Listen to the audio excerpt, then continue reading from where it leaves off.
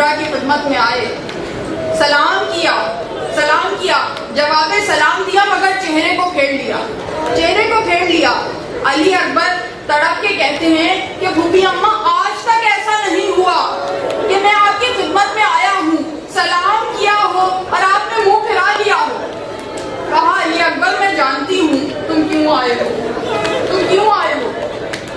ایک مرتبہ اپنا سر زینب کی گود میں رکھ دیا، زینب کبریٰ کی گود میں اپنا سر رکھا اور کہا پھوپھی اماں میں فقط ایک مسئلے کا حل پوچھنے آیا ہوں، ایک سوال کا جواب پوچھنے آیا ہوں۔ زینب کبریٰ متعجب ہو گئی، حیران ہو گئی، کہا اس وقت میں تمہارا کیا مسئلہ حل کر سکتی ہوں، کون سے سوال کا جواب دے سکتی ہوں؟ تو علی اکبر نے کہا پھوپھی اماں یہ بتائیے کہ دادی فاطمہ کا رتبہ زیادہ بلند ہے یا آپ کا مقام زیادہ بلند ہے؟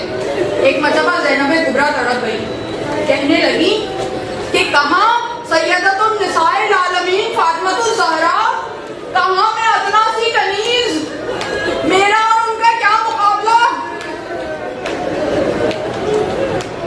کہا پھوپھی اماں جب قیامت کے دن محشر کے میدان میں دادی فاطمہ آپ سے سوال کریں گی کہ زینب میرا حسین قربان ہو گیا، تو نے اپنے علی اکبر کو بچا لیا، تو کیا جواب دیں گی؟ بس یہ سننا تھا۔ زینب کبریٰ نے کہا جاؤ علی اکبر تمہیں اجازت ہے، اب علی اکبر کی تیاری اور علی اکبر کا خیام سے رخصت ہونا بڑے قیامت خیز مصائب ہیں، اس لیے کہ امام حسین نے علی اکبر کو ان تبرکات سے آراستہ کیا کہ جو رسول خدا کے تبرکات تھے، رسول خدا کا عمامہ پہنایا، رسول خدا کی عبا و قبا پہنائی، تلوار حمائل کی۔ ارے ہم شکل پیمبر ہے، اب لباس بھی بالکل پیمبر تھا۔ یہی وجہ ہے کہ ہر بیوی نثار ہوئی جاتی ہے، ہر بیوی قربان ہوئی جاتی ہے۔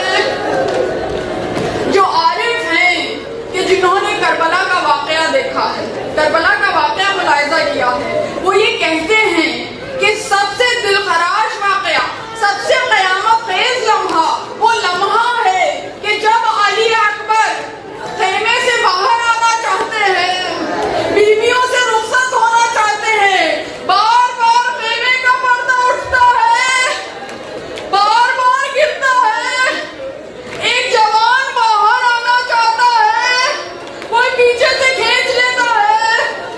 ارے کبھی کوئی بیوی کھینچ لیتی ہوگی، ارے کبھی کوئی ماں کھینچ لیتی ہوگی۔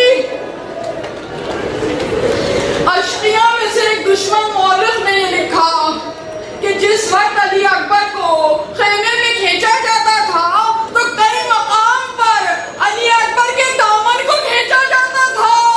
ارے کوئی چھوٹی بچی ہے کہ جو بار بار کھینچتی ہوگی، ارے بھیا چچا عباس بھی چلے گئے، ہمیں کس کے سہارے چھوڑے جا رہے ہو؟